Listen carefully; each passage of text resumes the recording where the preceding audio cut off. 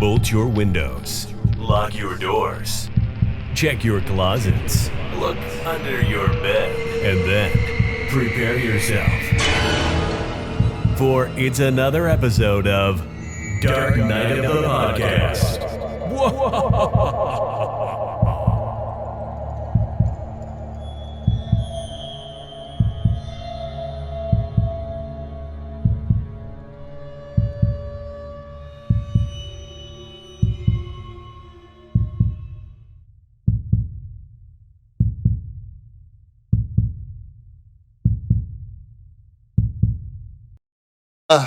Dark Night of the Podcast. Listeners, and friends, and family, and Troy.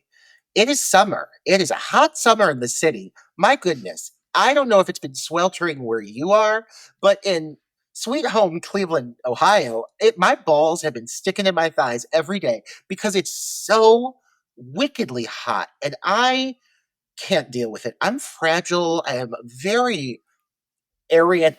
Like I am just as fair as they come with blonde hair and milk white skin. And I just had my first pre-cancer removal. And I'm like, oh my God, this is 40. I just turned 39, Troy, and I am feeling it. But I am not one to normally want to be sitting seaside. I don't normally like beaches. I don't like sand. It's messy, it's gross. But right about now is one of the few times that you're gonna get me sitting by a body of water, sitting on a beach. And I'm going to Mexico in a couple of weeks, and I am looking forward to sitting by the ocean. But now, after what we just watched, Troy, I am terrified. I am absolutely terrified of the concept of even being near a body of water.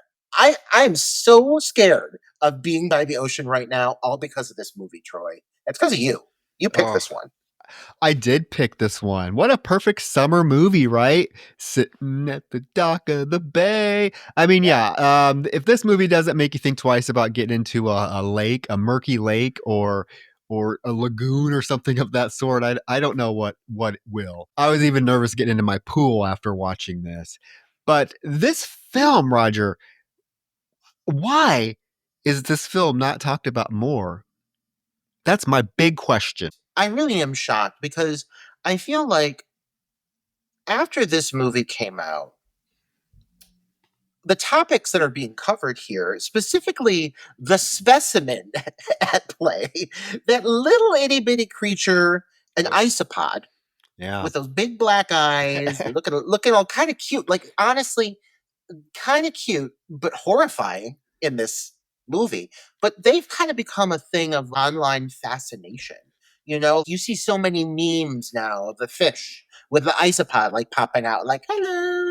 They're all over the place. And I think people know about them or are familiar with them really because this movie planted that seed in a group of people's brains. The people that have seen this movie saw this and they became horrified of isopods, and they have taken that creature and blown it up into something, like I said, like of internet almost fan fiction.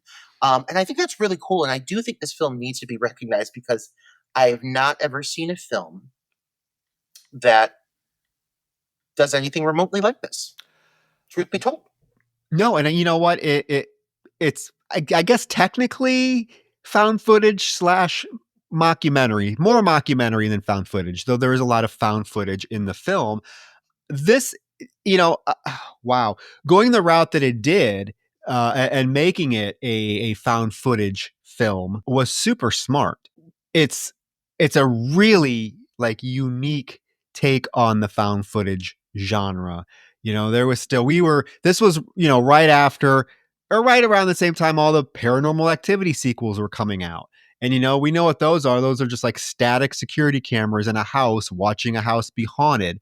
This took a concept and utilized the found footage aspect, I think, in a very clever, very, very clever manner to tell the story and to make it seem all that more realistic, because one of the strengths of a good found footage film is that it does seem realistic.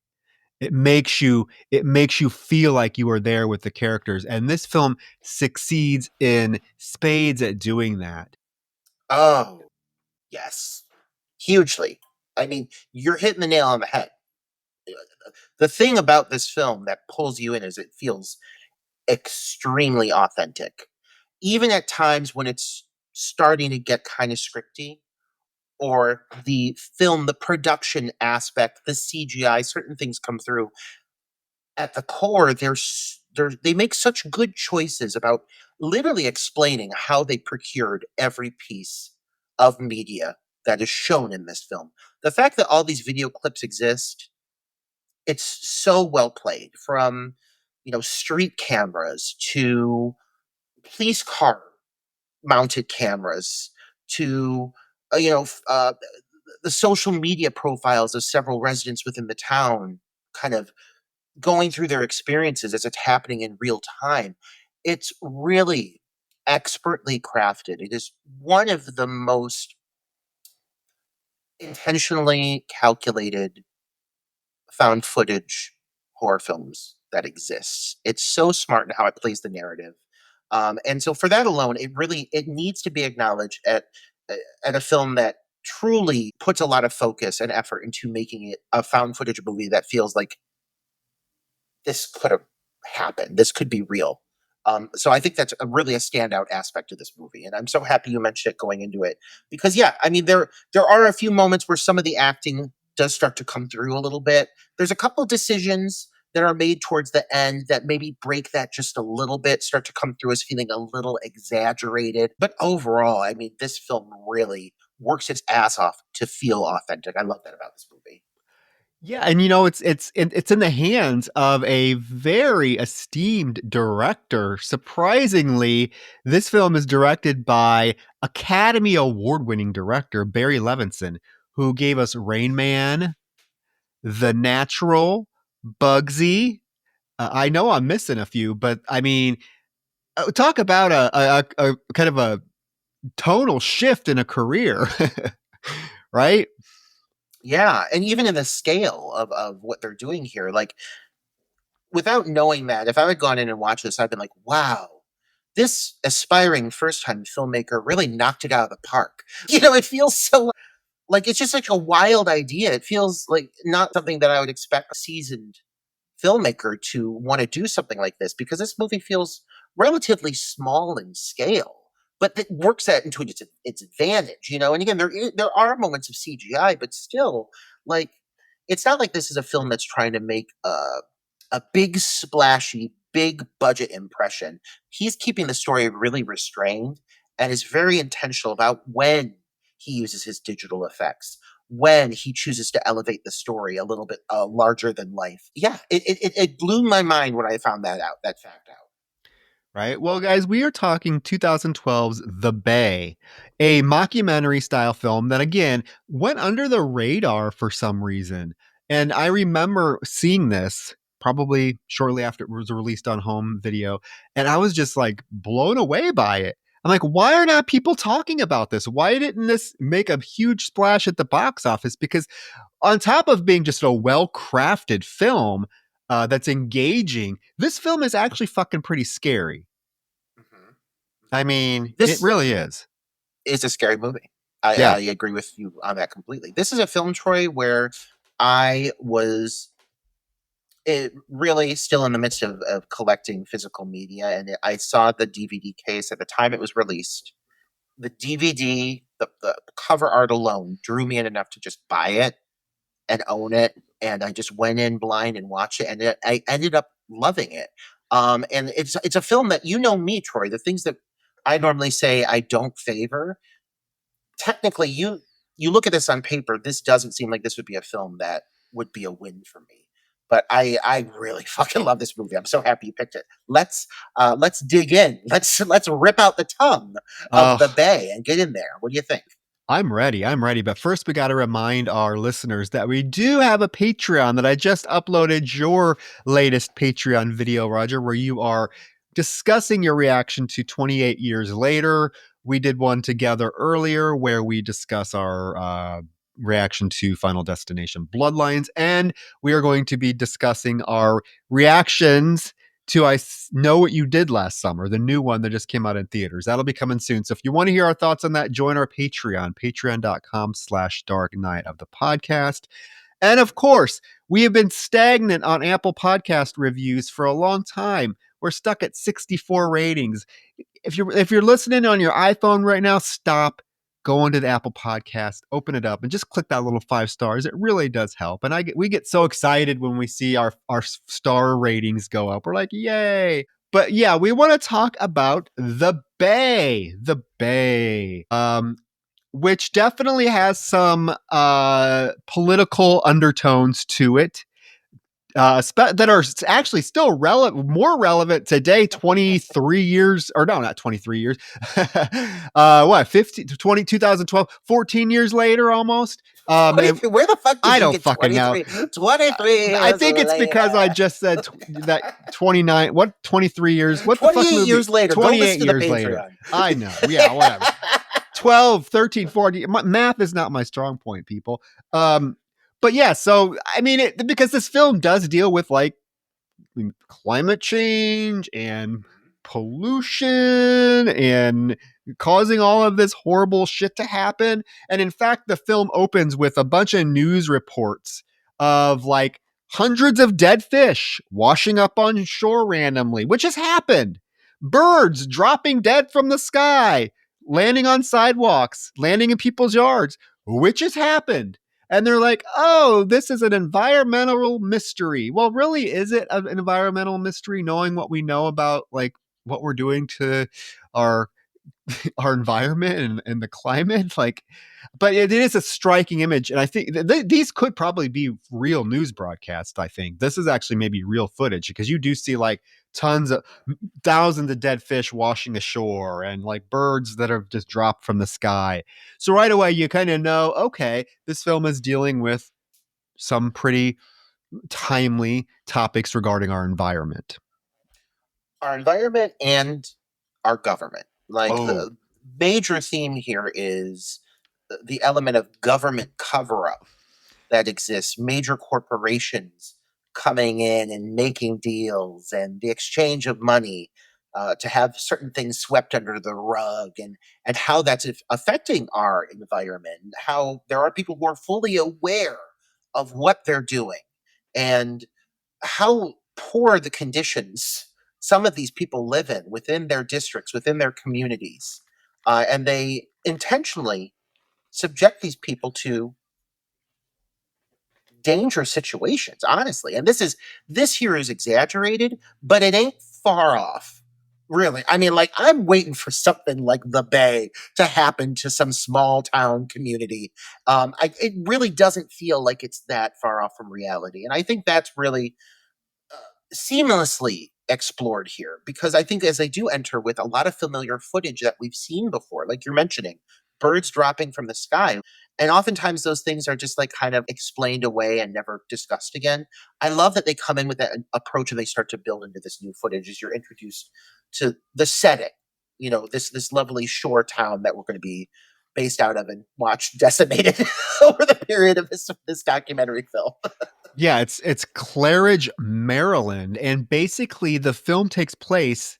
Well, the events in the film take place on July 4th of 2009, and we are introduced via webcam interview to I would say she's our protagonist. She narrates the story for us, gives us all of her insight because she was a young American university student who was majoring in journalism, and the school sent her to cover the July 4th events. And this is Donna. And she explains that basically she has not talked about this since it's happened. And she has gained more courage to come forward because she wants people to know the truth because as you mentioned, government cover-up is a huge aspect of this film. She wants people to know the truth of what really happened. And B, she feels more empowered to talk about this stuff now that all of the footage, all of the video footage digital footage that exists was uploaded to this website called govleaks.org. So now she knows that what she is saying can be corroborated, right, with this video footage. So that's why she's finally coming forward and talking about this. Great introduction to this character, sensible Donna, who seems to, she looks like a baby when you're watching her in what is the present day at that time.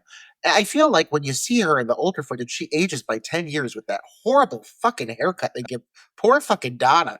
But I like her character. I feel like she gives me this aspect of her being this like young up and coming reporter gives me shades of Quarantine, Wreck, and their approach to like, she's looking for not looking for a big break, but she comes upon a situation that's really unique and she has to kind of run with it. I do feel like Donna is she's such a major player in the overall story. I do think she gets kind of done dirty in the way this film wraps up, because I've been sitting here praising it, and if there's one thing I feel is like as the film builds towards an ending for her character specifically, I'm disappointed that they couldn't find a way to more prominently involve her or include her in something a little more pivotal, because she really guides us through this journey. Like, she is the main narrative. She is recollecting not only the experiences, but she has little bits of humor that she interjects and personal recollections that she shares in this interview. And I feel that, I kind of feel like she deserved a little more of a final something. I do, not to jump ahead, but I do think the ending of this film is probably its most problematic. Yeah. I love the film. I'm not a fan of how it just kind of ends abruptly with some text on the screen, but we will get to that. So yeah, she is covering the 4th of July festivities at this small town, Claridge, Maryland. It looks like a blast. If you grew up in a small town, you recognize this is a parade. There's crab eating contests. It's just everybody doing fun things on this 4th of July day. She is there reporting in these pants that she even acknowledges, Roger, are much too tight. And they are. What cruel person said, let's make sure we write into the story how poorly this girl's dressed. Like, I mean, yes, she's awkward, but there's no reason for them to have been like, and she's that frumpy. But from the haircut to the pants, like, they really stick this girl with something memorable. I mean, at least you don't forget Donna, because she is so poorly dressed. But she's out there. She's interviewing Miss Crustacean. Oh, my favorite I know, character. Roger. This is the point. I have been dying to ask you all week. Who would you rather be, Croaker Queen or Miss Crustacean? Oh, I would have seen them box each other. That's what I want. No, I think I would want. I think Miss Crustacean just sounds so all encompassing. Like, oh my god, I'm queen of all the crustaceans, sea based crustacean creatures. Like, I rule over this and you pretty sizable army. That's a lot of different animals. And you would look fabulous in that crab tiara she has on. Oh my god. I feel like somebody really loved I Know What You Did Last Summer, and they're like, we're going to take that crown and we're going to go bigger. A gay man definitely designed that crown, because that crustacean crown, Troy, you are a woman who has lived the pageant life. I have. You know those crowns they're celebrated. They're coveted. And if that was the crown that was up, what I could procure if I won this title, I would fight somebody for that fucking crown with that big old crab on it. Oh, I love it. She even says it's every girl's dream to be Miss Crustacean. Every girl's dream. Yes. You and me, Troy. You and I are doing a Miss Crustacean themed photo shoot. It's going to be so obscure, but those who get it are going to get it. Halloween costumes. Miss Crustacean and Helen Chivers as Croaker Queen. Oh my god, we got our costumes for October, Roger. I'll be there in October. We have our costumes. This is so many worlds colliding. Your love of pageantry mixed with our love of slashers and obscure horror. Fuck. Okay, you heard it here, listeners. You heard it here. Get ready for some photos. Oh boy. But we also learn that this small town, it only has a population of 6,200, and it has a big chicken industry. Like a big chicken industry is part of this town. We also see clips of that one broad getting in the dunk tank that has a whole moment here in a few minutes. Dawn. You see her name come up on the screen. I'm Dawn. pretty sure it's Dawn. Dawn And the fact that I'm remembering this without even looking at my notes, that woman left an impression with me. That poor woman walking the streets. Oh my God. Just screaming. Yeah. And then we see the mayor, Mayor John Stockman, who this dude, he is, as she acknowledges, very culpable in what is about to happen in this town. Now, what happens in this town was foreshadowed, we learn, from something that happened 6 weeks prior to the 4th of July. It barely received any news coverage, but it was two oceanographers, two scientists, were found dead in the bay with numerous wounds. The oceanographers were studying the pollution in the bay, and they were keeping a video diary the entire time. So we are privy throughout the film to these oceanographers' video diaries, as they are being the first ones to discover that something is wrong with the water in the bay.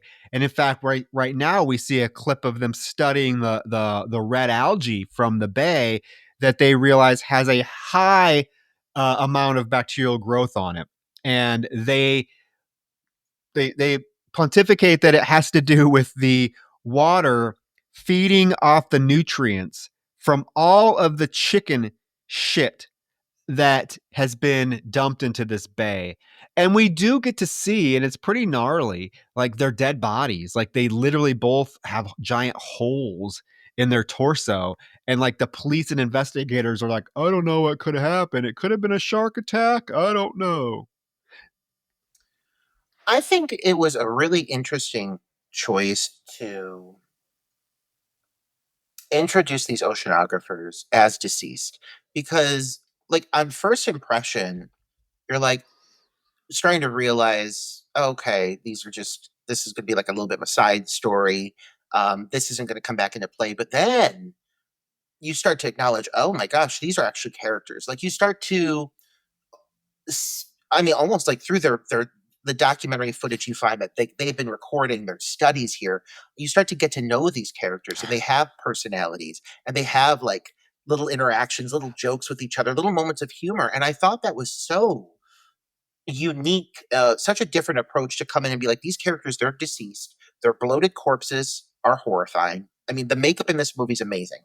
I'm just gonna say it right now. So when you see those corpses, it's creepy, but they keep coming back to these characters, and it's sad. It is sad because it's all kind of building up to the inevitable, like revelation of how they met their demise, and so it's like this kind of element of sadness that looms over the whole film as they start to become major playing characters in the storyline.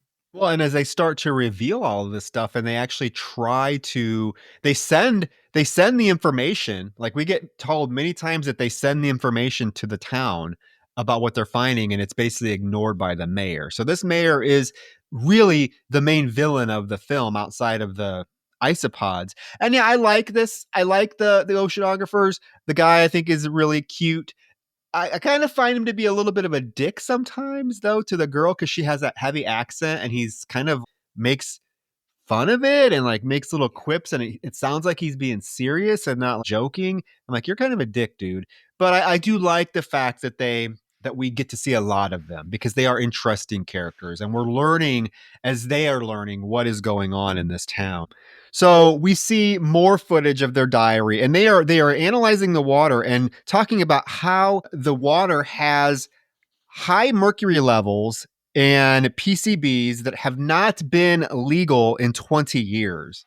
There's all kinds of pharmaceutical traces in the water, including Viagra. I'm like, what the fuck? Jump in the water, get an instant boner. Who doesn't love that? People in this town be fucking. Yeah.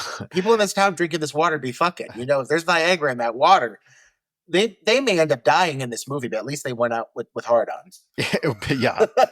Not giant ones like 28 years later or whatever, that big giant dog zombie best thing. part of the movie. I knew you. But yeah, there's Viagra, there's estrogen, there's all kinds of shit in the water. And then we get that really close-up shot of the woman's dead, bloated face, and talk about the makeup effects. Yeah, they are stellar. But again, as you're seeing this giant bloated face and these bodies with like literally circular holes in them, you also hear the policeman being like, that looks like a bull shark attack. No, it doesn't. It's like, what are you talking about? I gotta give this film props in the fact that it handles what is a very complex and intricate storyline. And does it in a way that it really makes sure that it's telling you what's happening here and the science behind it. This is not a stupid movie. They are very intentional about explaining the process of how this came to be. And I'm sure elements of it are exaggerated. But someone didn't just sit down and say, I'm just going to make this up. Like, you can tell that someone was doing their motherfucking homework on isopods and then what it could take to elevate this situation that's about to come into play. And so, I just got to say kudos, because they are feeding you information the whole time, but it never ends up feeling wordy, like movies like Dogs. Remember how they just kept having monologues, shit like that? This doesn't feel that way. This feels intentional, but it keeps it moving at a fast pace. Oh, I agree. And I love the fact that they do explain how this happened over a course of a long period of time, and it's something that should have been recognized and stopped from happening. And even Donna says there were people that were concerned about the pollution. And you get like clips of, like, what are they, town meetings, when town hall meetings, when some of the residents are screaming at the mayor about dumping chicken shit into the bay and whatnot, including the water. And the mayor's like, oh, it's nothing to worry about. That's the EPA's responsibility, not ours. Oh, and that whole moment where and I think it's a little bit later, but it connects here, where he holds up the glass of water and he's like, I'm gonna say this is the best damn water I ever tasted, and he drinks a glass of it, and the quality of the water, the contamination of the water becomes really the major playing factor here of what's going on behind the scenes of allowing this chicken shit to get into the town's water supply. And so they put this filtration system in that is meant to keep the water clean, but it's what's coming through that filtration system along with that water. There's so many, again, intricacies in that storyline, but the details are what make it count. I do think, Roger, the mayor deserved to be like ripped apart by isopods. His death is a little, I was like, damn it, really? That's how you're going to let him die? He deserved to have isotopes just infest his body. And like, we should have seen them busting out of his eyeballs. It should have been a fucking painful death. We get footage from this website called EcoSpy. And the website was shut down the day after the events happened. But it's showing like the guy is breaking into this chicken coop facility because, again, chickens are this small town in Maryland's biggest product that they produce. And literally he's like, look at these hen houses. In this hen house, there's like 45,000 chickens. In this one, there's 50,000 chickens. And we see, and he tells us that 45 million pounds of chicken shit is being dumped into the bay. And he goes and he's like trespassing on the property, but he's showing us these just massive piles of chicken shit that are right next to the water, like literally right next to the water. And it's really well done because it is intercut with like these mayoral candidates, because there's a female that's running for mayor too. And we get both of them, both Mayor Stockman and his opponent, talking about how clean the bay is and how the water is perfect and there's nothing harmful. And this is the scene where he's like, and in fact, this is the best tasting water I've ever had. And he takes a big drink. Yeah.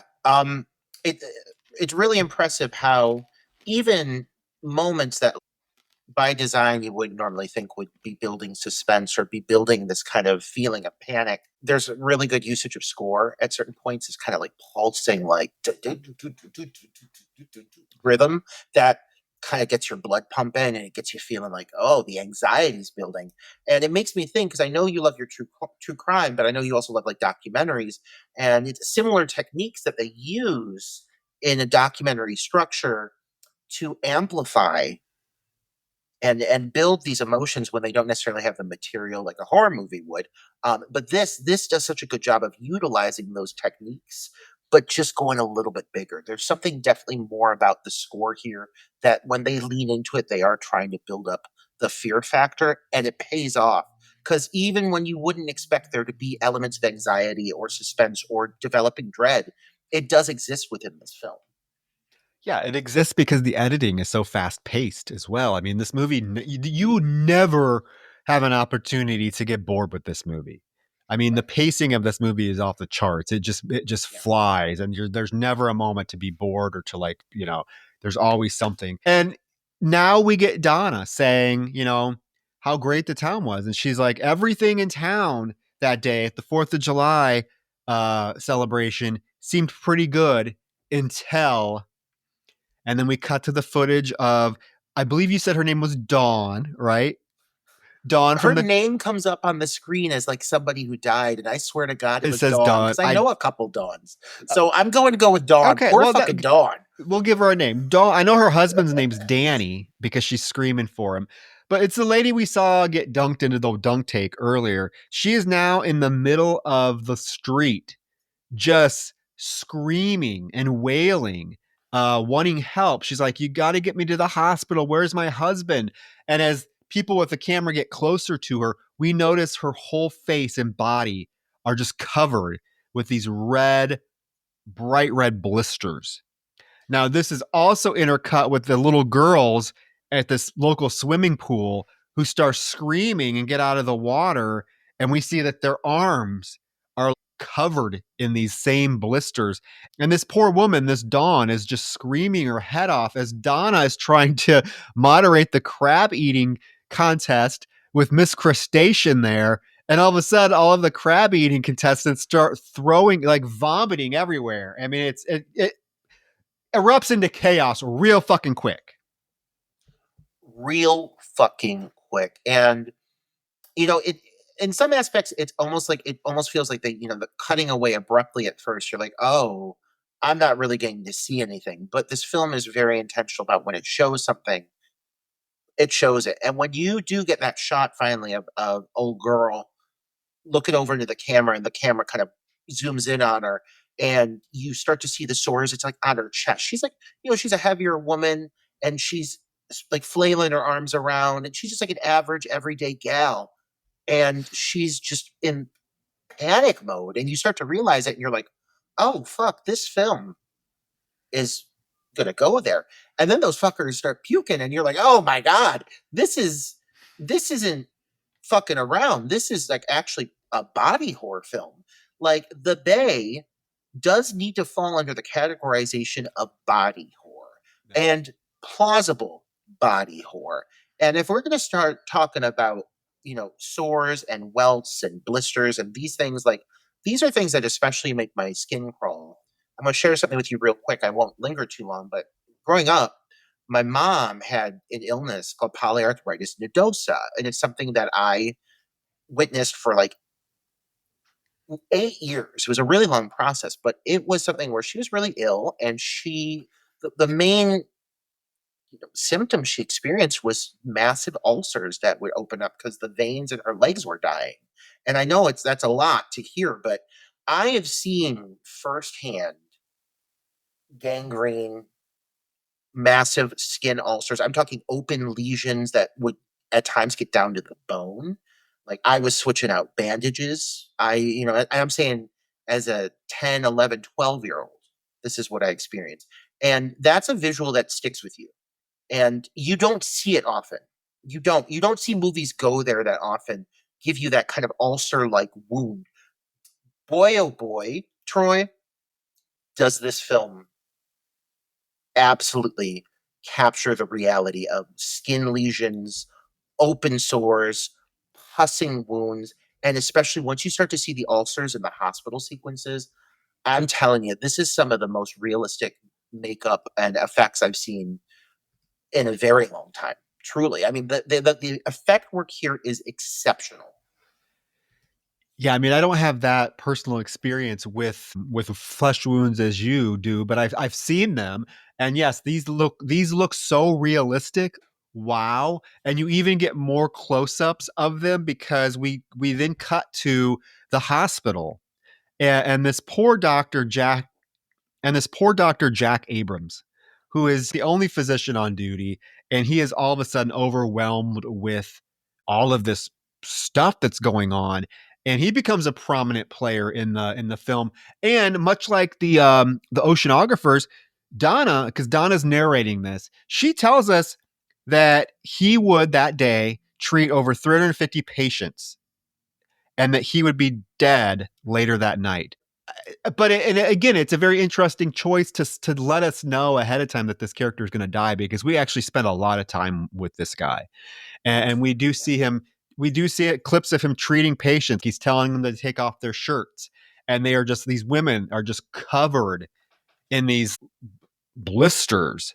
And he does do a video call to the CDC to tell them that he has a bacterial outbreak, and he has no idea what it is. And he's telling that other woman, please say your name, tell me how you're feeling. And she's like, oh my God, I can feel it in my bones. It hurts in my bones, she says. And it's just so disturbing to see these people just covered in these giant blisters and ugh. Ugh. The casting for all of the characters in this film is pretty exceptional because they make it a point to cast very realistic, believable, just everyday folk. I mean, one of the first women that you see come into the hospital, again, she's an older woman. She takes off her blouse. It's very vulnerable, and she starts to expose all these sores all over her body. And there's this, just again, this authenticity to this film that just it plays into the paranoia all the more because it really feels like you're watching a town fall apart over the course of one evening. And it is a really, again, a bold choice to inform the audience this character is going to die, but they do that with multiple characters. I think if they're really trying to give you a very different experience from the standard horror movie, which is playing into the who's going to go next. This is more forcing you. This is forcing you to face the morbid truth of what's about to happen, and then as you realize just how horrible this whole thing going on behind the scenes actually is. It's more playing into your anger. It's playing with your emotions, and almost your feelings for all the innocent people that you know are going to die. Like this girl coming up. There's this girl that we meet here in a little bit. I think is her name Jennifer. She's going to come up here soon. You know, like this young girl who's just talking to her friend, and again, it feels very vulnerable, very exposed. And they're very smart with how they play this because her dialogue, it's things like, my parents are gone and I don't know where they are. I'm here all by myself. And it leans into the uh, the naturalism of the whole thing, and it's really of a huge strength here again. But yeah, I don't know. I'm getting carried away because this movie gets me really jazzed because I buy it. I buy it.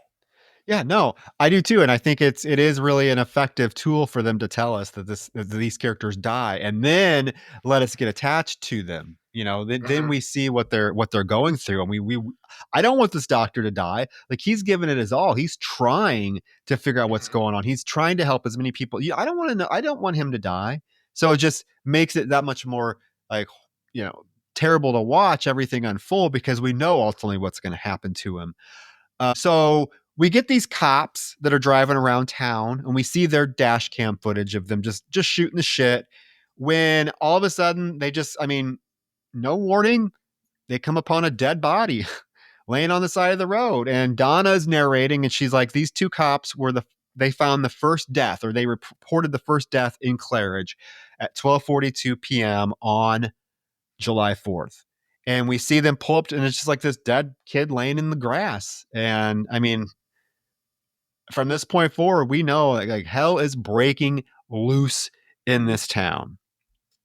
They say it's a suspect of a shooting, but they don't find any bullet holes. Yeah. I think that's a really interesting way to approach it, but they can't identify what caused it. And that's something here that they're going to lean into a bit. Yeah, I was going to say they do that. They're finding dead bodies all over the town, but then they're coming up with ways this person died. Like one of the women coming up, they think that her husband killed her, or they put out that her husband killed her. We meet a young couple, Alex and Stephanie Talbot, who have their baby, and we are told by Donna that he's a dentist. He's a very successful young dentist, and she's an upcoming lawyer, and they are.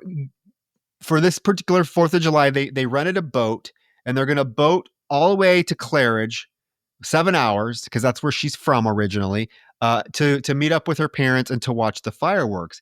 Now, I have to acknowledge, this is the actress that plays Stephanie. I don't know if you recognized her or not, Roger. It is Kristen Connolly, who is the final girl in Cabin in the Woods. I didn't even put 2 and 2 together, I'll be honest. I was like, God, I recognize that face. But this film really intentionally tries to make it feel like these are actors you don't know, that you don't recognize. So yeah, I never even thought of that, to be honest.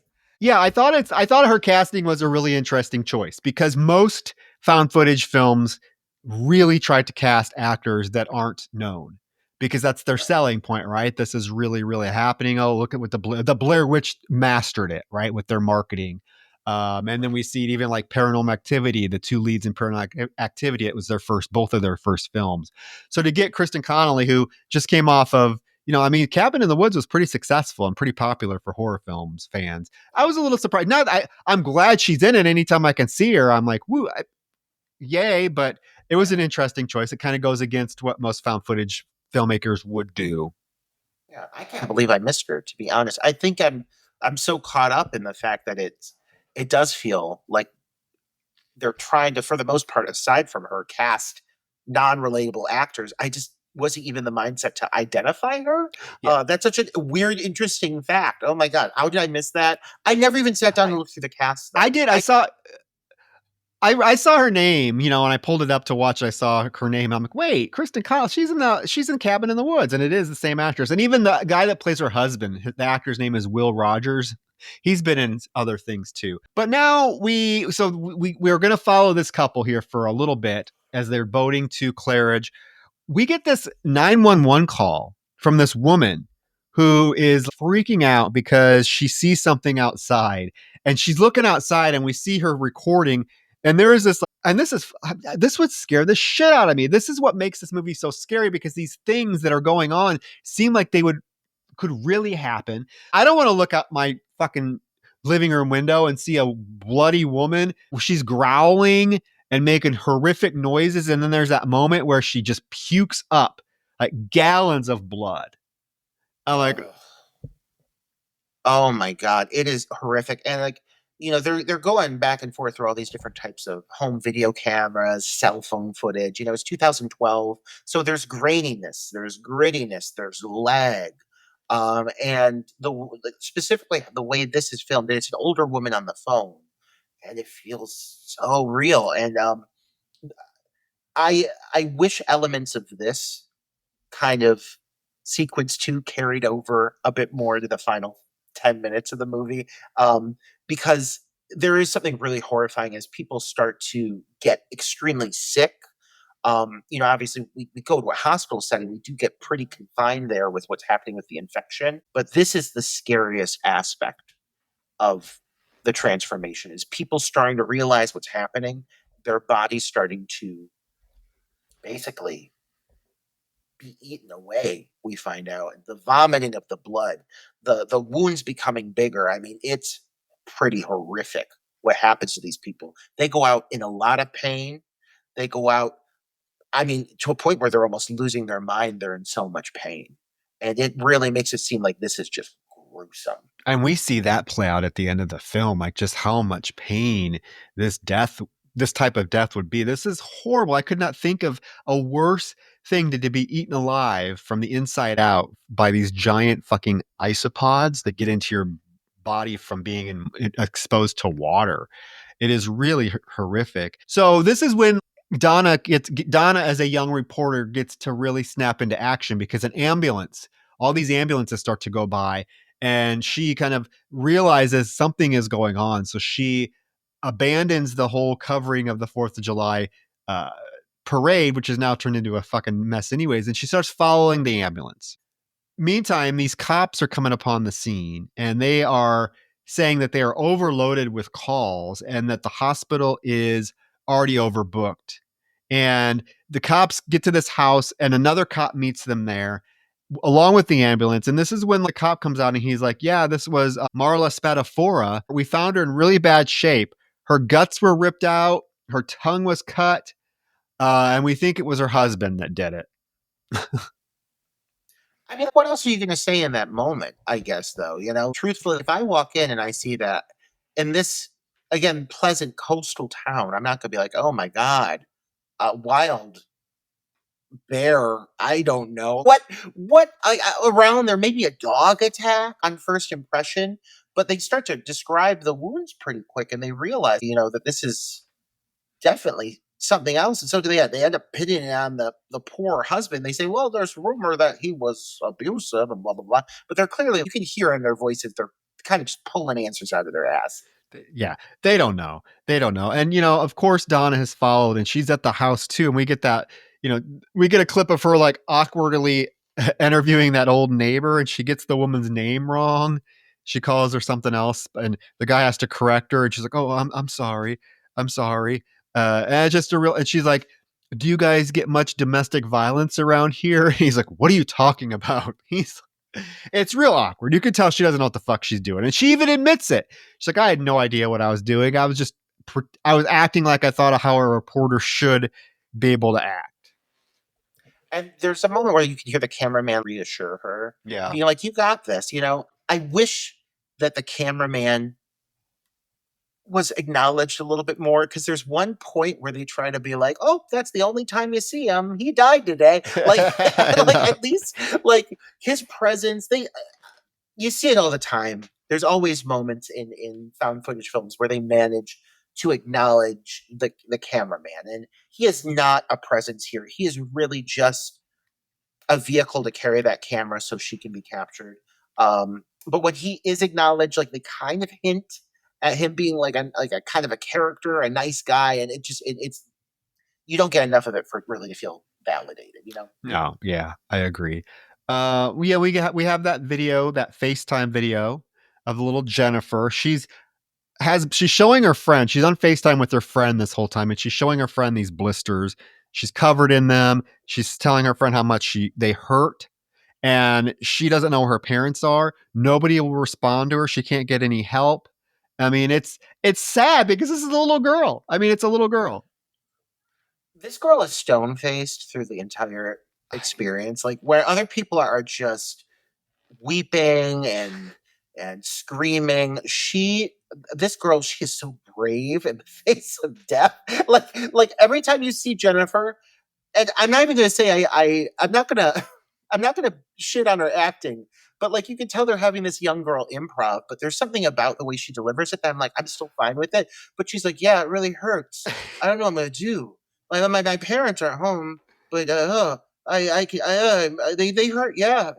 There's a lot of natural stuttering and everything that makes it feel, again, authentic. So I'm kind of like, fuck it. I feel bad for this poor girl. She feels like a real teenager. She's just extremely she's calm in the face of danger. Yeah, she really seems unbothered by the whole thing. And there's a moment later, I think she finally made it to the hospital, and she's like, FaceTime with her friend in the hospital. She's like, oh, well, everyone's dying. I think we're all going to be dead by the end of the night. And she says very matter of fact. I'm like, okay, you are braver than I am, because I would be, me, I'd be fucking screaming my head off, running. I would be trying to get that Miss Crustacean crown. If I'm going out in the blaze of glory with that crown on my head.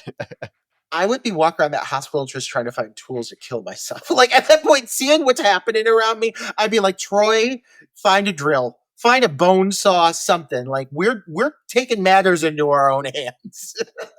Oh, so this next scene is the oceanographers again. And again, I think the male oceanographer is pretty cute. And he's talking about they're examining a infected fish. So they got a boroscope and they put it in its mouth. And oh my God, the whole inside of the fish's throat is covered in these larvae that are just like squirming and ugh. And it's like the guy's like, yeah, this is unheard of. He says, I've never seen anything like this. And then we get text on screen that says on May 18th, so 3 months before the 4th of July, this video was sent to Mayor Stockman, chairman of the Chesapeake Environmental Council. There is no record he ever responded. And this happens multiple times. It's fucking nasty. Anything with larvae, anything with small insects crawling around in crevices and throats. Oh my God. And you see a lot of it. But yeah, the fish, they manage to make these fish look so fucking repulsive. There's one scene where you see the male oceanographer like cut open the stomach of a fish, and it looks like a real fucking fish. This is a very realistic fish. And the fish begins to just pour milky yellow pus out of its stomach. It is repulsive. And it's these moments that I'm like, God damn, these rotting fish look extremely real. Like, I believe that they had real fish and that someone just went in and I did effects on these dead fish because I've never seen anything like it. Yeah. A lot of just, fish guts and larvas and, this. So back to Donna. She has heard on a police radio that there has been a second murder. So she rushes to the scene. It's only 12 blocks from the murder of, this murder victim, Marla. So on air, like, I guess the two anchors are watching and they are like, oh my God, let's see if she can handle this. This could make her career. And then she gets to the location and she starts talking to the police about having a press pass. She's with the college. They're wheeling out this body, and there's a moment, Roger, when the ambulance or when the sheet falls off the gurney, and we see this like bloody, mutilated body on this camera. Oh my God, the gore and the effects here are just insane. As soon as we start really getting into these corpse reveals, there's a moment we see a doctor amputate a leg. Yeah. Oh, like, God damn. Like, it is shocking. Again, the scale of body horror. Going into this, I just don't think you think that that's going to be possible with a movie like this, and they fucking pull it off. It's just wild. Yeah. Yeah. I mean, the effects, a lot of the effects, the impact of the effects are like the reveal. It's just, yeah. So we get basically like cam footage from the hospital where the doctor is treating this patient whose leg is being like eaten alive with bacteria. I mean, whatever is this bacteria is like literally eating this guy's leg apart. It's disgusting. This is the effect that stands out to me the most. Yeah, he has the CDC on watching with them, and they're all staring in disbelief. And they linger on it. Like, the camera's getting all up in it. They're showing all the depths and nooks and crannies and crevices. It's not scared to linger at all. And this whole CDC bit, I think, is so well played because the dialogue, this banal banter between parties, no one's getting really like, and the doctor's getting worked up, obviously, but nobody that he's talking to is ever really allowing their truly letting go of their chill, of their cool, because this is their job, is to play it that way so he's not getting overwhelmed. But there's certain points where the doctor will say certain things and the gentleman he's talking to will like pause and he'll be like, did you say it's now 350 people? Yeah. And then the doctor's like, yes, it's 350 people. And that number keeps climbing. And you could see the moments with the individuals at the CDC where they're like, fuck, this is pretty big. Yeah, they are. As the evening goes on and the CDC people are witnessing more and more of what's happening, they are becoming like, what the fuck is going on? This is really, truly something that is going to be way out of our hands if we can't figure out to control it. We get this moment with the Mayor Stockman, being interviewed on this radio station, and he's being asked about the murders. And he says, "It's not murders. It's not murders. We can't make that announcement yet. I just can't believe all these rumors are being spread."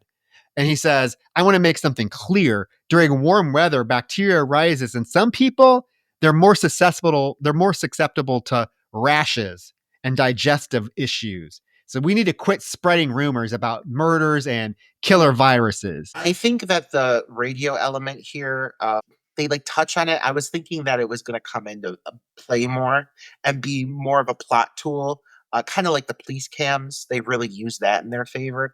But you introduce this kind of quirky, weird DJ character for a moment who feels again extremely authentic. And then after a certain point, he's just gone. I don't know if he died. I don't know. Like I don't know if he made it out.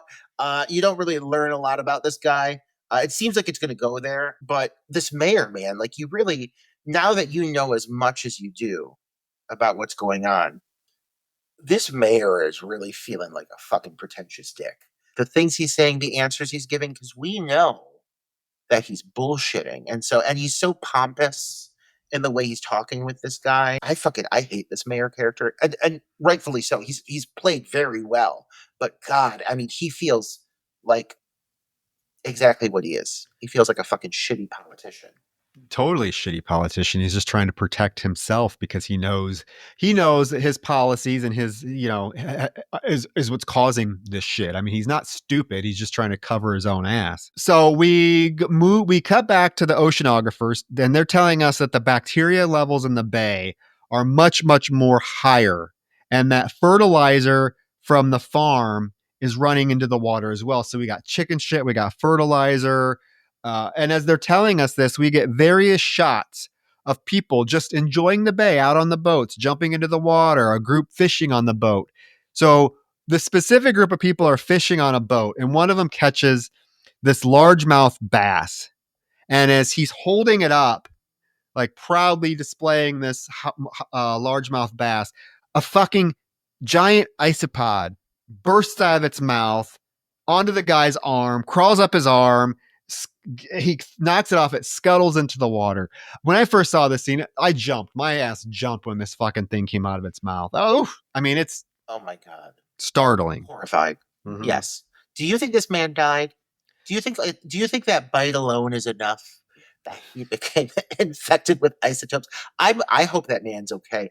Can you imagine holding a fish and something that big just fucking climbing out? And these things, isotopes, are normally pretty fucking small, but you start to realize that these things are, I mean, they're small, but like they are abnormally large. And that is a major plot point here. Like the first few times you see them, again, it feels exaggerated, but slightly exaggerated. It's not like you're seeing monster isotopes that are the size of cars. You're seeing ones that are the size of like my hand, a man's hand. And if that came crawling at me, a hand-sized or isopod can crawling at me across a fish, I'd lose my fucking shit. I wouldn't know what to do. I would need a handgun and shoot that fucking thing because it's the insects crawling things.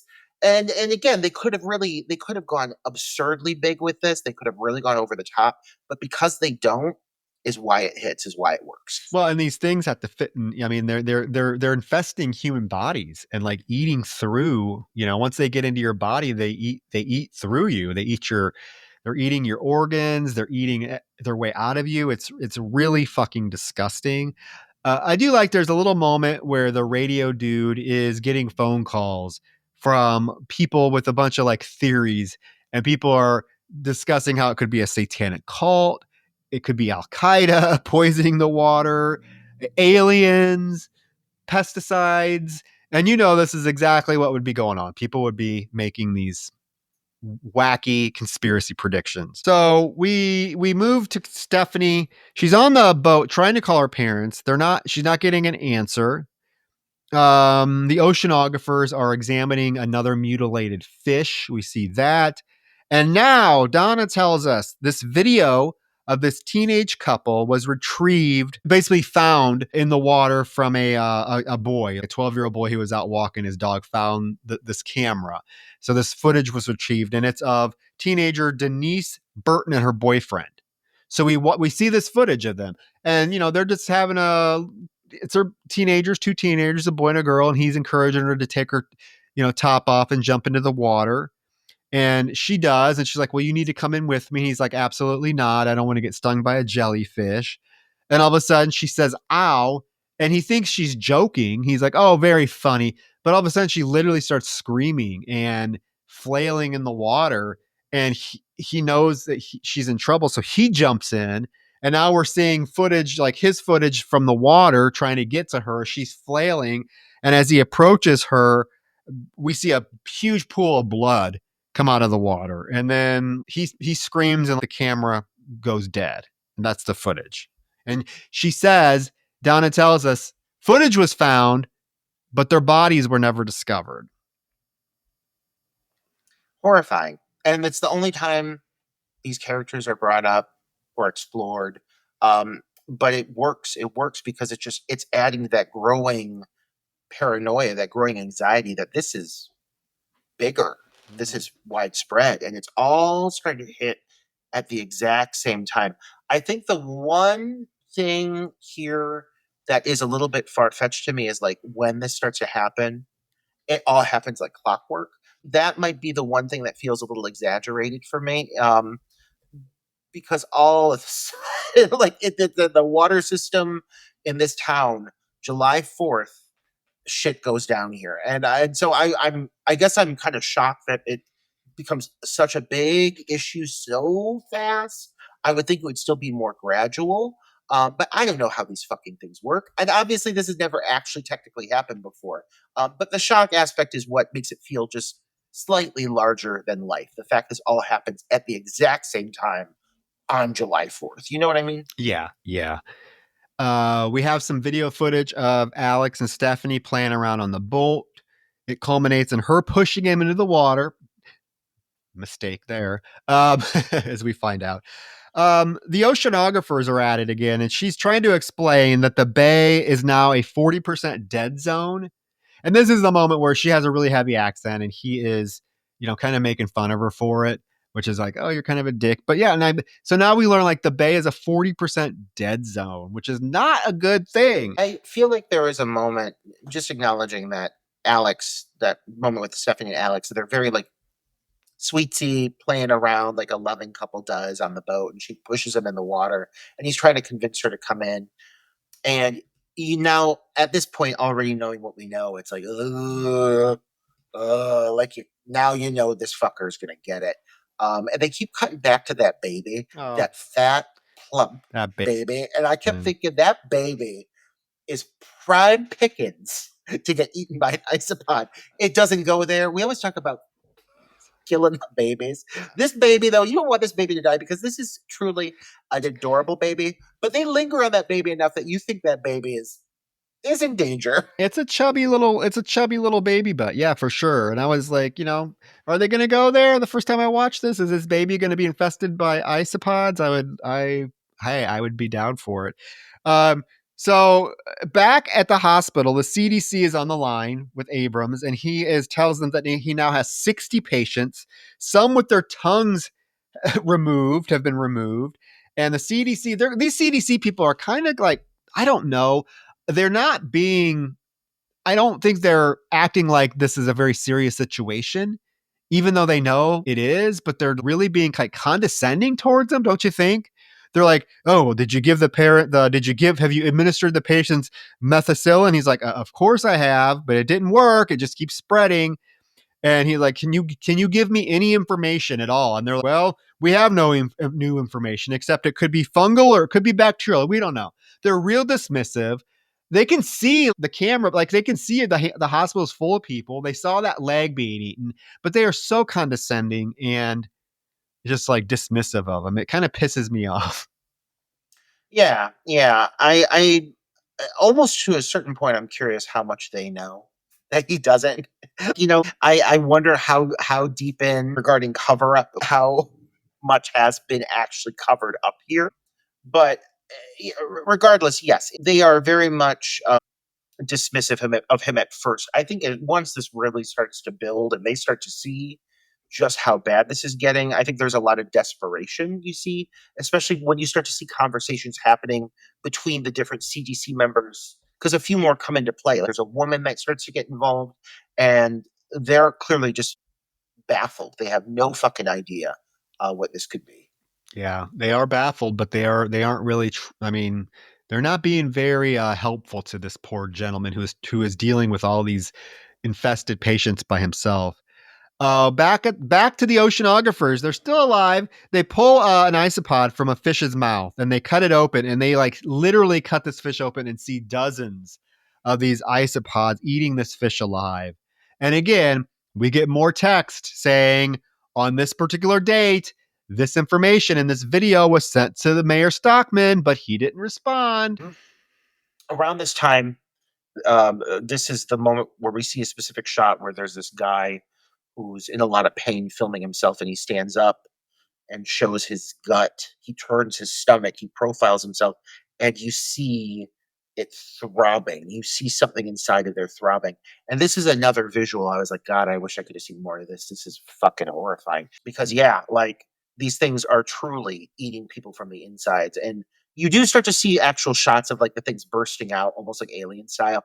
But I love this specific shot of just like the lumps coming through the guy's shirt, of the things pulsing inside of him. It's so creepy. He's like, it hurts. Look at this. It hurts. And yeah, it's really gross. And then you get a text on screen from that 15-year-old girl telling her friend that she just ate something weird and that something in her stomach feels weird. And her friend's like, well, what is it? What is it? And there's like no response. And then we see like footage from inside the hospital, how just like this hospital is crowded. Like this hospital is filled to capacity with people screaming for help. And, there's nothing, it's only one doctor there. The CDC is, people from the CDC are now trying to watch like reports and videos. They're watching this video about this like Vibrio vulnificus virus, something bacteria that can lead to heart failure and death. And they're like, oh, well, this could be what's going on in this small Maryland town. I don't know. Nothing about your leg being eaten alive, right? How are you concluding that that's what this could be? But it's all very, I mean, I guess they're trying to come up with a logical explanation, because what is going on would not be, a logical explanation, right? You wouldn't immediately think, oh, well, there's killer isopods that are eating people alive. Around this point is where we have Stephanie receive a voicemail from her mom, and it's like overlaid over top all of this. The editing here is starting to get really choppy, and I mean that in a good way. They're building into the tension, they're building into the anxiety. There's a lot of overlapping footage and voiceovers, but you specifically get this voicemail from Stephanie's mom saying, your father's going in for amputation and everyone's sick. I have these blisters and boils on my skin. Do not come here. Do not come to the town, whatever you do.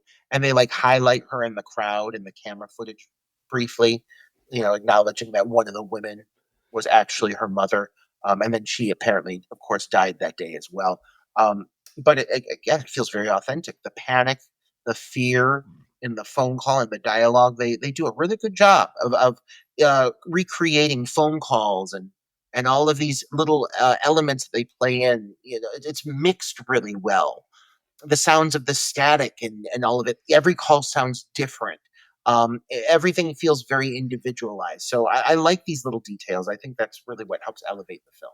Yeah, and also as the voicemail is playing and her mother's begging her not to come, we see them we see them on their boat still heading to Maryland, and we see them come upon an empty sailboat, just like sailing in the middle of the ocean, just like ominous. Creepy. One of my favorite shots in the film, just this very stark boat, and there's like people's supplies in the boat. So there was someone there at one point, but no person. No people. Again, the CDC are still trying to figure out what this could be. One of them suggests that it could be a foodborne virus.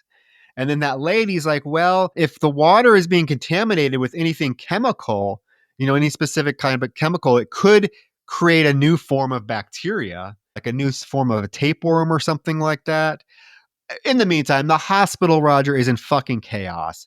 CDC is asking an environmental protection agency guy, what's going on? Like, what is going on in Claridge? And he says, I mean, nothing really unusual. The bay has some algae. It has chicken excrement, agricultural runoff. Early 2000s, there was a small leak from a nuclear reactor. That's troubling. He kind of downplays that. He's like, oh, but it's fine now. And he also is like, and they're asking him, are people drinking this water? He's like, no, the water in the bay is not to be drank. You're not supposed to drink it. But they do have um, this filtering system that has met all regulatory standards, he says. That is until we see on screen a document that gives the water quality in Claridge a D minus. Like, so it barely meets all regulatory standards. I mean, it's a D fucking minus. Oh, and this guy again, he seems like such a dick. The guy that they're talking to. Oh, and he's they, an asshole. They just like hang up on him, and he's like, "Oh, like," and but like, yeah, D fucking minus, and you're hearing all these little things like the radiation. I think is such a key point because all of these things kind of happen like clockwork. It's kind of one thing after another, and with all these elements coming together, the water being brackish, that you've got this runoff coming in from the chicken shit, you have this exposure to radiation, you've got this filtering system that's supposed to clear it all out, but because of the radiation, what's going in, it's like the wheels in your brain are constantly turning with this movie, and I really love that. Like this film doesn't let you get lazy at all because you're always like, oh shit, oh fuck, like that's obviously important too. And so it makes you work for it, but it's a really rewarding realization when you start to figure out what the fuck exactly is happening. So we see footage of Donna, and the one time we do see her cameraman, he has the camera set down. So we see them both sitting by this fountain on Main Street. He's splashing water on his face, and she does make the comment, "Here's my cameraman. This is the only time you really see him. He died later that night." Should have seen it. Yeah. We should have fucking seen his death. The doctor, that's a missed opportunity. Totally. Dr. Abrams is trying to call the governor now of Maryland as hospital continues to be just a complete disaster. There's a medical outbreak. He's saying, I need to talk to the governor. There's a medical outbreak. People are dying. We see there's now a traffic jam on the bridge out of town because people are trying to flee the town, but they're being stopped. We learned the bridge was shut down for 3 days. Nobody got out. Nobody could get out for 3 days.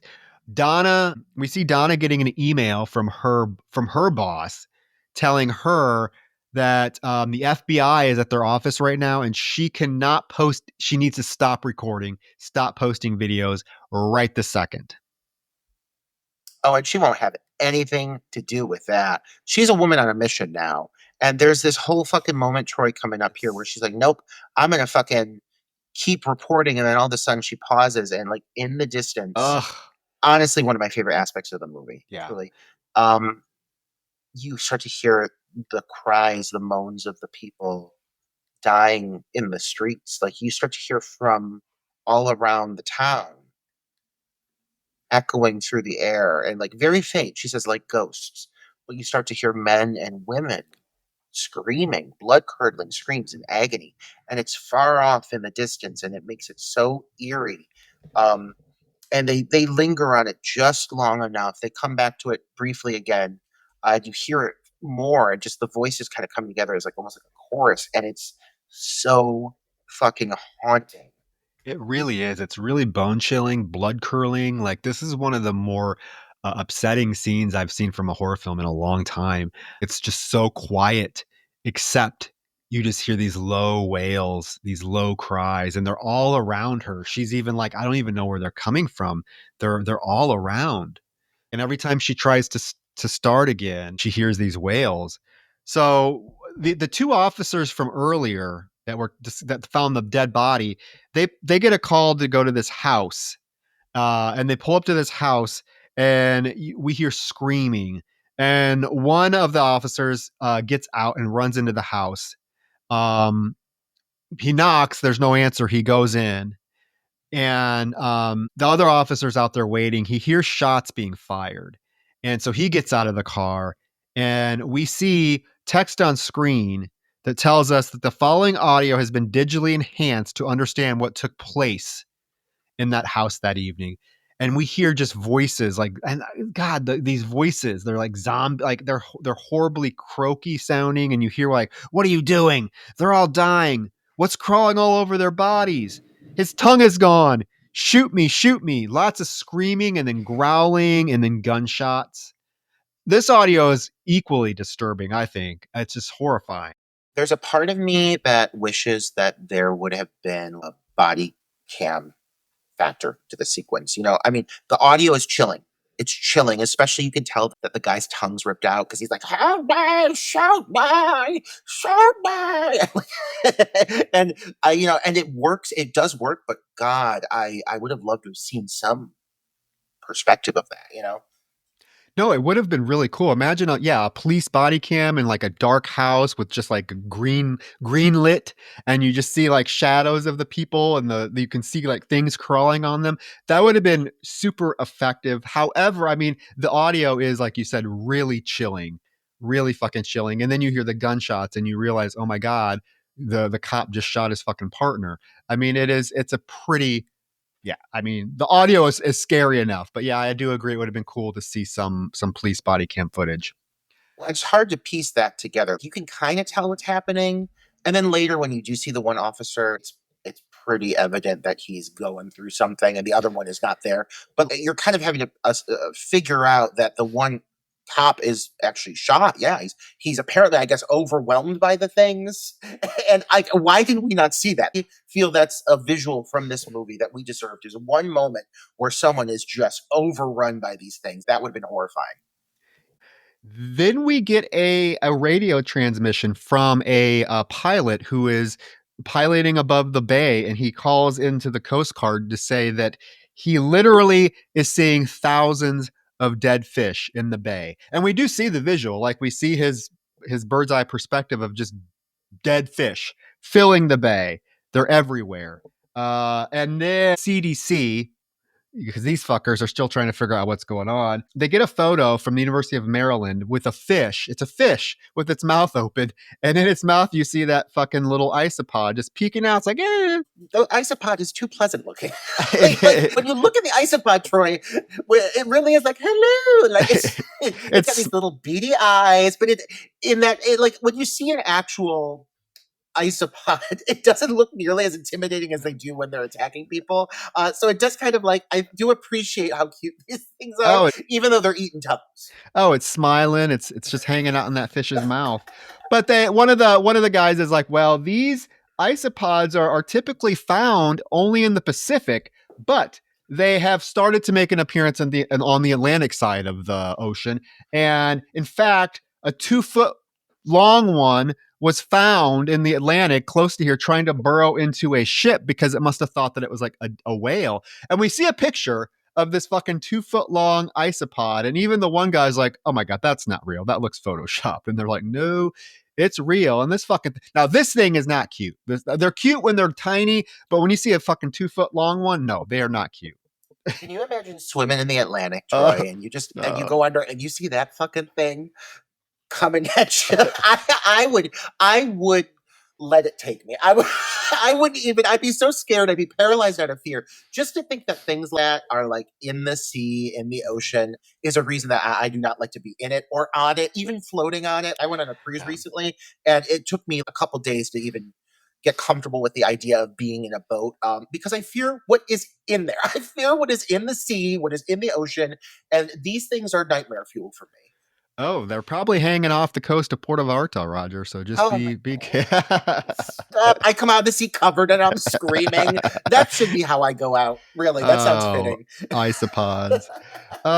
Now we go back to the oceanographers, and basically this is their demise. We see it because they, for some fucking reason, I don't know. If you know all of this shit that you're uncovering, would you dive into the ocean?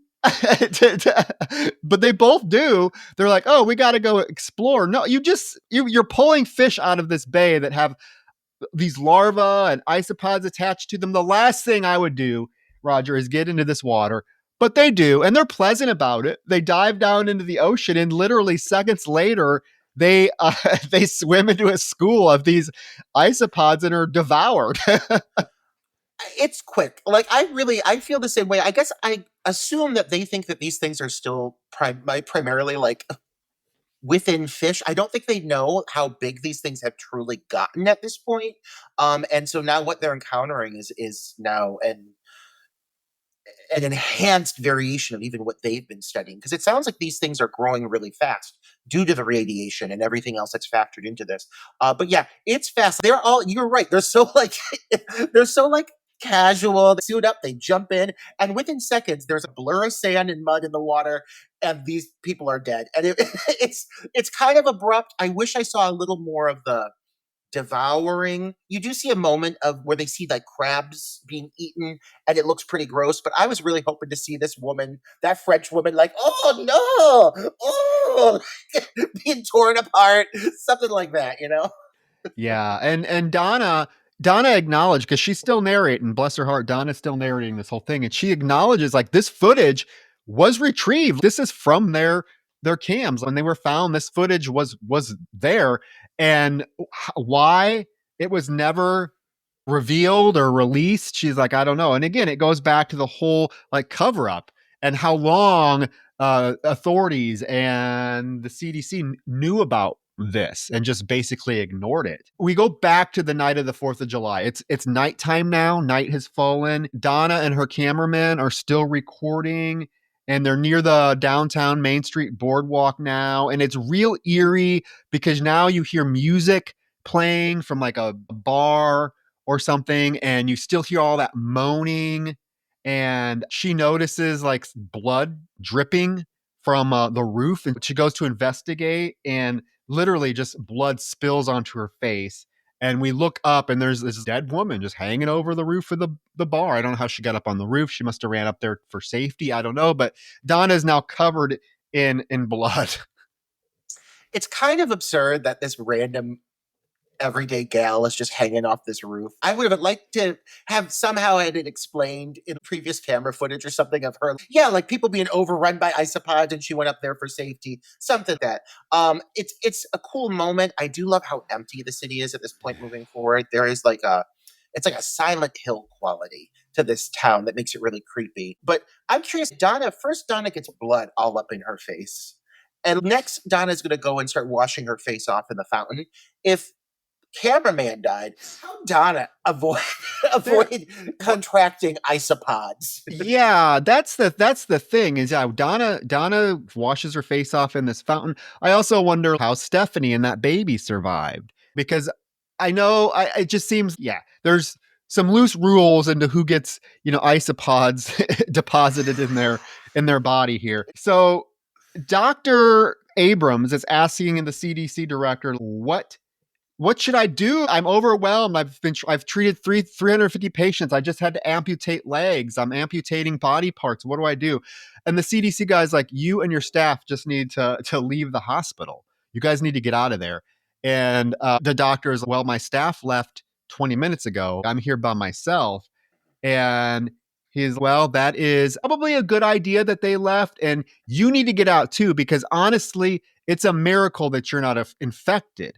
So here is the point where we learn you don't have to necessarily be exposed to water to get these things. These things can transfer, it seems, because the doctor is never really exposed to water. He gets infected by treating all of these patients. So again, it makes Donna not being affected, Stephanie not getting infected, a little bit wonky in terms of reasoning, right? I think one thing to note is I think a lot of the people in the town are getting infected too, because the filtration system is what's transferring them into the water. And I'm wondering how much of the drinking water in the town is actually affected as well. So I'm assuming some of this is residents just drinking the water from their taps. For Donna to not be affected, I guess is plausible because she's there for like an assignment, so she's not really in the town that much. Same with Stephanie. I'm thinking a lot of people are getting this from having consumed the water, and the doctor is a resident of the town. So for me, I'm like, okay, I can accept that. But yeah, you're right. There's some gray area with these rules where you're kind of just like, okay, I just going to roll with it because it's a documentary. They're going with the information that they have, what they can find. So it's a little loose here towards the end, but I'm okay with it. Yeah, that makes sense. That makes sense. It's just, yeah, it also just seems like these isotopes can transfer from, or isopods. Let me We say, can say isotopes, and it is isopods. it's not Isotope, a cellular level, like isn't that like a totally different? I know I've been saying ball game. isotopes, isopods. Listeners, it's isopods. It's just isotopes rolls off my tongue, I guess. Oh, it's so good. Isotope. Can you? We need a movie about killer isotopes. Oh my god. Oh. But it seems That's like the next one on the list. It seems like these isopods, can transfer from body to body. We get that footage of that little girl now in like her apartment stairwell. I don't know if did she make it to the hospital? Is she in the hospital? She's at the hospital because you see her corpse later. You do see boy. She died in the hospital. So she's in the hospital stairwell. She's stoic, calm, collected, relaying to her friend the news. She's like, I'm going to die. Basically, she is like, I don't know what's wrong, but they're saying that there's no way they can help us, and people are screaming and bleeding everywhere. I'm like, girl, you are, for being a 10-year-old child, you are really going into battle with this one with a face of bravery. And yeah, I'm just shocked at how calm she is, but I can still roll with the sequence because they've got that cool aerial camera perspective that they cut into. It does make it seem there's a lot of panic going on, but she stays calm through it. I think this girl's just done with life. This 11-year-old girl has seen some hard shit, and she's like, you know what? Whatever. It's my time to go. I'm ready. But this whole scene also gives me like kind of zombie film vibes, right? It's just very isolated. You know that there's a threat outside these walls, and we're seeing like the hallways full of people just dying and dropping dead. It's pretty intense. It really is. Now, Stephanie and Alex arrive to town, and it's just deserted. The town now is deserted. There's like dead shit floating in the water, and he's wondering what the hell's going on. She becomes intolerable at this point. I just wanted I wanted her to die because she becomes just intolerable, bitching, moaning, and he's trying to be level-headed, and she just won't shut the fuck up. I was like, kill her. Can a giant isotope just come out of nowhere and rip this broad's head off? Because I would push her in the water. If I was him, I would have thrown her in the water. I understand to have her panic, like I understand to give the character that response, but her form of panic is completely contradicting everything he's saying, challenging him, not supporting him. And because of the route they're taking with what's about to happen to Alex, it is a really weird choice to take what has seemed like a very loving, comfortable relationship where they get along and just have this sharp turn where now they're really butting heads. And we're in the last 10 minutes of the movie, by the way. Mm-hmm. We're building up to the climax here. It was just a really weird character choice. I thought so too, because so far they've been portrayed as being like this lovey-dovey, playful couple. And the minute they get on land, she turns into just this, antagonizing. Her I can understand being panicked, but she doesn't even seem panicked. She just seems antagonizing and condescending and just, ugh. And Troy becomes the lead protagonist at this point too. That's something we have to acknowledge. There is a weird shift here that I'm not hugely a fan of, where Donna, we're about to have our last moment with Donna, where she and her cameraman casually discover a dead body. They've already seen plenty of things, but this seems to be the thing that pushes them over the edge, and they run off. And she's like, that's the last footage we filmed that night. And I'm like, that's the last footage that you filmed that night. Where the fuck did you go? I would be filming all of it. I want to see cameraman get killed. I want to see you with a flamethrower going up against a giant army of isopods that collect together to form a bigger isopod. Something wild. Like, you at this point, Donna, you deserve your redeeming moment where you are, quote unquote, like final girl status as far as you're going to go with this genre of film. For you to have been the narrator and the focal character up to this point, I just think you deserve a bigger final moment. But they make this weird decision to now shift attention over to Stephanie and Alex for the final act of the film. And it almost feels like some of the stuff they filmed to add onto a storyline that maybe was already there. Like they somehow had to develop an extra storyline to give the final act some more meat to it, because a lot of this does seem kind of forced to me. And some of the camera perspectives, like up until this point, all of the camera angles and everything have been felt very intentional. But for this moment coming up here in this bar between Stephanie and Alex with what's about to happen to him, it almost seems like it kind of veers into like cinematic mode, and it doesn't seem as intentionally thought out. There's like at camera angles where I'm like, why is that there? Yeah. What camera are they getting that footage from? It just seems kind of forced what happens here, you know? Yeah, no, I get it. And that isn't that a problem with a lot of found footage films, is like sometimes it does not seem like the footage that we're getting could realistically be achieved. And I do think that that's the case for this film, that they wanted the climax to go out big. And I guess it does a little bit, but yeah, then on the other hand, it really kind of untangles what we've seen so far with how faithful this film has been to portraying the found footage mockumentary style of filmmaking. It sort of betrays that. And Donna gets out of the picture, and then we get left with Stephanie and that fucking chubby baby. That's it. But Give that chubby baby a flamethrower. Give that baby. Let that baby be the final girl. Not Stephanie. Oh, so now we cut to the sheriff who's driving and talking on the phone to the mayor. We learn that the governor wants to call a state of emergency, but the fucking Mayor Stockman, declines. And he's like, nope, I'm just happy that no media has caught on to this yet, except that girl from that college, but we got the FBI to stop her. And he's like, now this mayor is such a fucking dick, because he's like, you know what? You and your deputies need to get on top of this, like ASAP. And the sheriff says, well, I haven't been in contact with my deputies for 30 minutes. And the mayor says, well, that's weird. Listen to this. I know we cut off cell signals in the town. What? But you should still be able to be in contact with your deputies. So this fucking mayor basically has made it impossible for people to call for help, for people to do anything. It's like, and like I said, I wanted this fucking piece of shit to have his head ripped off in the most painful way possible by an isotope. Yeah, become a mutated isotope. He transforms into one. Give me something big. The level of just honestly, pure evil that's at play here.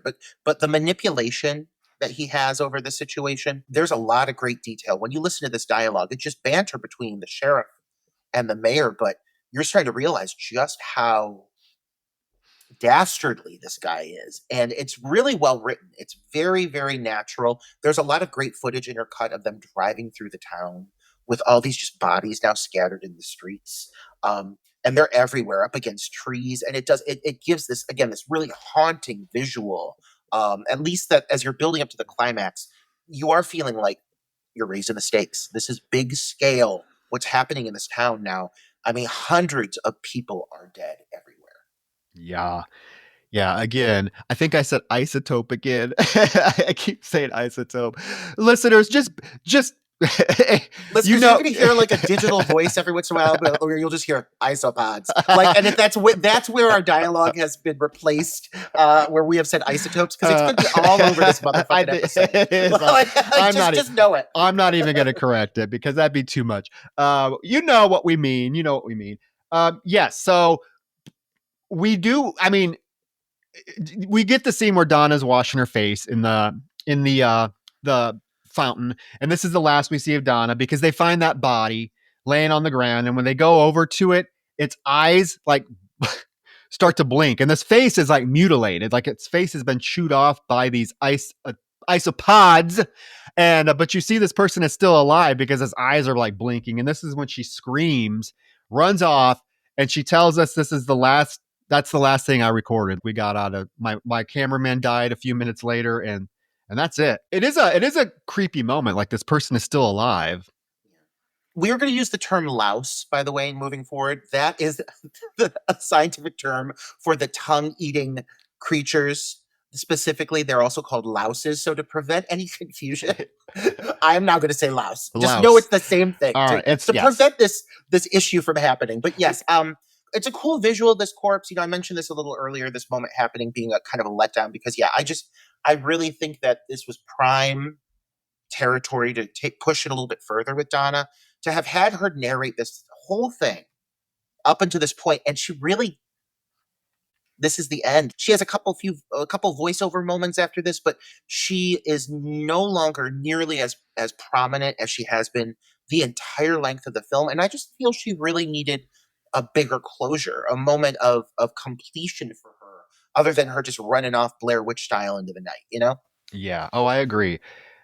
So Alex and Stephanie are walking around the town. Donna's still narrating because she says by the time that they arrived in Claridge, more than 700 people have already died. And here they're coming into town with this baby, and they're continuing arguing. They see a dead body on the dock, and she is just adamant that she wants to get out of there. And he's trying to be rational. He's like, where are we going to go? Our boat's out of, we can't go anywhere. We have to stay here. Patient's laying dead outside that bar. Oh, poor Miss Rest in Crustacean. peace. Yeah, rest in peace, Miss Crustacean. We miss you already. Poor man's Helen Shivers. We lost a good one. We go back to the CDC, who there's a scientist that's telling the CDC that he is super concerned about the amount of chicken shit and steroids that have been dumped into the bay. And he does mention that this combination could accelerate growth in species and bacteria by a tremendous amount. And it could cause a mutated version of the sea lice, that's what they are, to grow. So that's why these things are like growing and accelerating, and they're like multiplying and because you can't dump chicken shit and steroids into water and not expect to have any consequences, right? Oh, absolutely. The steroids alone are concerning. I mean, at least you know that the men in this town, they got big dicks because of that Viagra in the water, and they got big old muscles because of all them steroids. I mean, the guys here must be hot as fuck, but it's problematic. It's problematic. This is kind of leading into this final push now, the final act, where you've got several different stories you got playing out. You got Stephanie and Alex entering this bar. You got the mayor and the other cop coming upon the scene happened at the house where they find the one officer. And it builds up to some really great moments. But what's coming up with the mayor here? You've mentioned that you're not very satisfied with his conclusion, and I do feel like a lot of these things that you feel you've been building up for a payoff, a few of them don't. They feel half baked. They don't fully gel, and that's a huge bummer because this film has done such a good job with pacing. But specifically, what's happening with the mayor coming up here, it is a big letdown. It is, because now he joined the sheriff, because earlier in the call he tells the sheriff to come pick him up, and they approach that house, the same house that the two cops went into.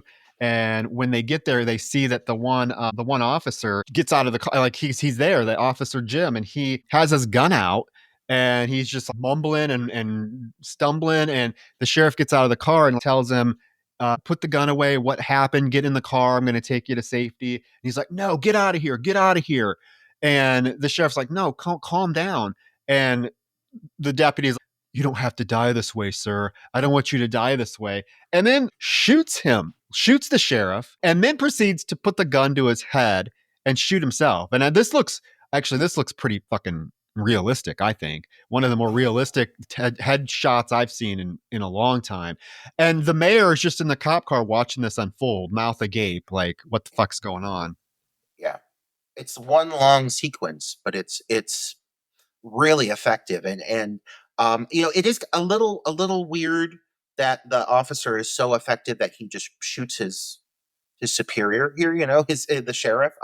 But I'm assuming it's between what he just saw and what he's experiencing, because as he walks into the headlights, you do see his face is covered in the sores.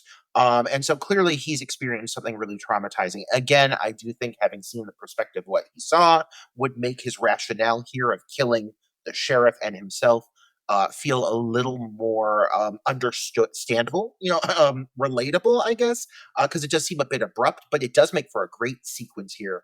And the mayor jumps in the driver's seat and he takes the fuck off. Yeah, and we get to see his fate here in a second, but we go back to Stephanie, who has now she's gotten some random friend on Skype or something to show him what's going on, and he's like trying to make sense of it, and they're telling him that there are dead bodies all over the town. They don't know what to do. He sees Alex come into frame, and he's like, "Dude, what's on your neck?" And Alex says, what are you talking about? And Stephanie looks at his neck, and we do see he has a giant fucking sore on his neck. The introduction of the character of Bill is one of the biggest missteps. Yeah, I don't know for who the finale. This guy is just a friend, but he's just there to like add an extra perspective, and that perspective is the camera angle that we're watching from.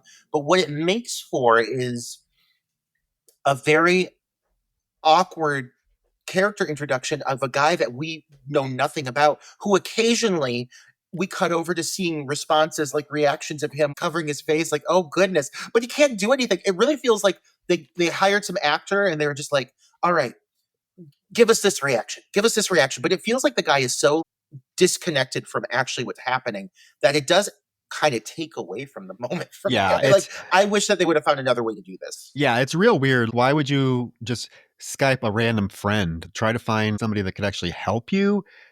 But at the hospital, poor Dr. Abrams is making a video, his final video, in hopes that he can show the world what happened.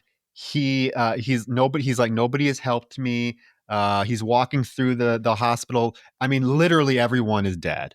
And we're seeing close-ups of bodies with isopods coming out of them, and just everyone's dead. There's that mother in the waiting room with her dead kid on her. Everyone's dead. And he realizes he's going to die because he shows the camera. He lifts up his shirt. He's like, this rash appeared on me about a half hour ago, and his whole stomach is covered in these blisters. And then we just get this hard cut of this close-up of this face with all of these isopods just crawling all over it. Ugh. Oh my God. This hospital sequence is the strongest aspect of the finale. It's beautiful. You've got that red alarm, that light, setting this really just moody, dramatic vibe throughout all this footage. And you see all these corpses. There's senior citizens, there's kids, there's mothers with children, with their children, like you mentioned. And you do see Jennifer. Yeah. Calm, serene, unaffected Jennifer, but she's dead-eyed, just looking into the camera. And it does feel at least like there is a moment of closure for this character, the doctor. You don't see him die, but that moment where he lifts up his shirt and reveals the sores, you're like, fuck, man. Like, and he is definitely one of the characters in the film that you feel the worst about, because this whole movie, this guy has been working his ass off trying to find a solution, and he's just unable to do anything. And you hear the defeat in him when he's talking about it. I feel for this character.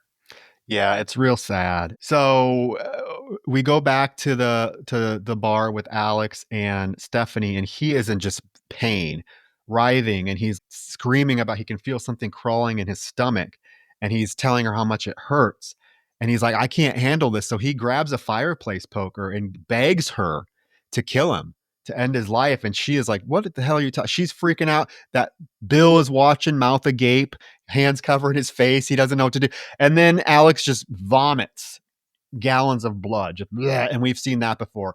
And he starts screaming, and he grabs the poker and puts it to his stomach. He's like, do it.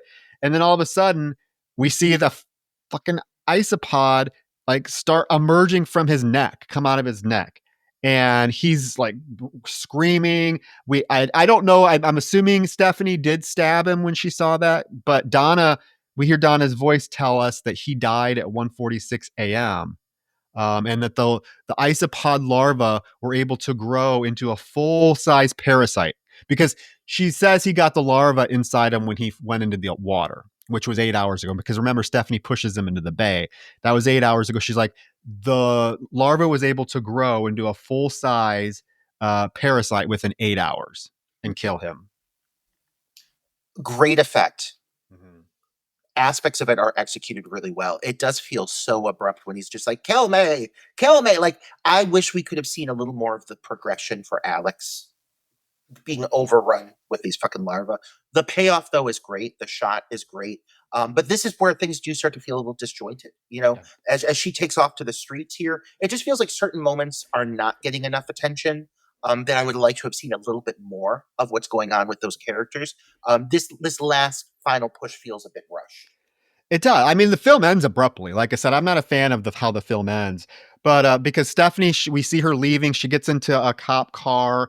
We are getting a narration about the CDC getting they got another call about the dead divers, and the early reports stated that they were, in fact, consumed by parasites, but the news that went out to everyone was that they were killed by a bull shark. Stephanie is attacked by this like random woman, like that pops up out of the back seat. I guess we got to have one final jump scare. It's very like Dawn of the Dead remake. She just emerges from the back seat, and Stephanie is like bashes her head against the dashboard, and the woman just dies. And there's this conversation with the CDC and the scientist, and the CDC is like grilling the scientists about like, why, if you guys knew that these parasites existed 16 days ago, and you knew this, why didn't you like alert the town, and why didn't you do something? Why didn't you shut down the town? And the guy's like, oh, it's just a small town. You're acting like this is New York City. It's just a small town. We can't shut down the Eastern Sea because of this tiny town. Tourism would suffer. The moment of this woman getting killed, I feel like this is really where they felt they needed to do something that felt more shocking, but it falls flat because it does not seem in line with most anything else we've seen thus far. Like, while people have been in agony and they've been, responding in elevated states of emotion, like the other officer, killing the sheriff and so forth, we've not seen anyone attack a person in a zombie like fashion. And it really feels out of character. It feels like they felt they needed to do something like this. There is that really cool shot of after the woman dies, her mouth's open and isopods start crawling out. But it felt like they're like, okay, we got to come up with a big ending moment. I think they could have done something so much more effective here. It's really unsatisfying. I mean, almost as unsatisfying as what's happening simultaneously with the sheriff, because the sheriff's moment has happened in the midst of all of this, and it's honestly so forgettable that it just kind of gets lost in everything that's happening. Yeah, you mean the mayor? Yeah, the mayor. Oh yeah, we breezed over it because it is so unmemorable. Basically, what happens is the mayor, after he sees the shooting, he gets into the driver's seat of the cop car, speeds away. He's hit by another car, and Donna's narration tells us that he died on impact. That was it. This horrible, dastardly mayor, who is the reason all this happens, dies in a car crash. Yeah. Really unsatisfying, because he is really kind of the one to blame for most everything of what's happening. And he really should have had a big moment. If they're going to bring Stephanie into play, everything feels so disconnected. It all should have converged at some point. You know what I mean? This all should have collided, but it doesn't. These things just kind of conclude individually in these little disposable moments. It ends with Stephanie grabbing her baby and just walking off into the night. And it really feels like there should be one more act or one more event or one more major something, and you just don't get it. It just kind of ends. There's not, because this is basically, Donna narrates that government officials finally showed up at 5:30 a.m. in hazmat suits and quarantined the town for 3 days, confiscated every camera they could find, and then she proceeds to tell us that the isopods were killed off by dumping massive amounts of chlorine into the bay, and that there were people who survived and never got sick. The town was able to reach a financial deal with the government that included silence, so people got paid off to not tell their stories and to not release what really happened. And she tells us that the bay remains 40% lifeless, and the official word from the government was that the outbreak was due to unseasonably high water temperatures. The end. That's it. That's the end of the movie. I mean, yeah, they wrap it up effectively enough. You get a montage of people within the town, all of whom you assume have died. Kids drinking water and people enjoying their day, and it is It ends on a very ominous note, but like, would I have liked a more elevated finale, a more conclusive finale? Absolutely. I would have just liked to have seen something that packed a little more punch after everything they gave us. Because, as I said at the start of this, I love this movie, but I do think the final 10 minutes feel um, rushed and just like they're really desperately trying to have some big, shocking moments in the midst of very minimal storyline or character development. For Stephanie to become the focus of all of this and go through a pretty major event, several, she's attacked by a woman and all that. I would have wanted to have spent more time with her, to have cared more about her, but they make some really weird choices at the end of this movie that feel very, just like I said, disconnected from the rest of the film. But I still adore the fuck out of this movie, and I'm so impressed by what they pulled off with it. Oh, I still love this movie. I think it is really, truly, if I'm being 100% honest, I think this is one of the scariest movies to come out of the millennium since the 2000s.